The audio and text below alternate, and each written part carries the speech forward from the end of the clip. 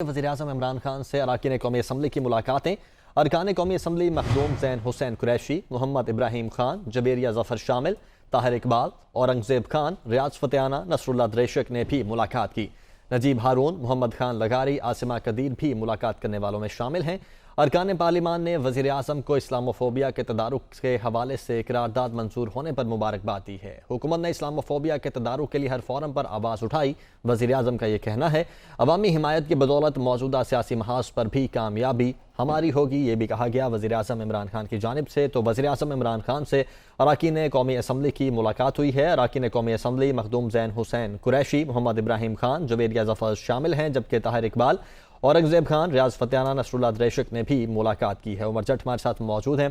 उमर, इन मुलाकातों का हवाल बताइएगा। वज़ीर-ए-आज़म इमरान खान से अरकान कौमी असम्बली ने आज भी मुलाकात की है। बनीगाला में ये मुलाकातें हुई हैं, जिनमें जो पंजाब है, उस जनूबी पंजाब, वस्ती पंजाब के MNAs भी थे और सिंध से भी जो मेंबरान कौमी असम्बली हैं वो वज़ीर-ए-आज़म के साथ मुलाकात में शरीक थे। एक तो मुलाकातों में अरकान पार्लिमान ने वज़ीर-ए-आज़म को अक़वाम मुत्तहिदा में जो इस्लामोफोबिया के तदारुक के हवाले से करारदाद मंजूर हुई है उस पर मुबारकबाद दी है। और इस मौके पर वज़ीर-ए-आज़म इमरान खान ने कहा कि हमारी हुकूमत ने इस्लामोफोबिया के तदारुक के लिए हर फोरम पर आवाज़ उठाई है और हमारी कोशिशों से आलमी सरबराहान जिसमें रूसी सदर भी शामिल है, कनाडा के वज़ीर-ए-आज़म जस्टिन ट्रूडो भी शामिल है, उन्होंने भी इस्लामोफोबिया के तदारुक के लिए आवाज़ उठाई। वज़ीर-ए-आज़म ने कहा कि पूरी मुस्लिम उम्मा को इस कामयाबी पर मुबारकबाद पेश करता हूँ।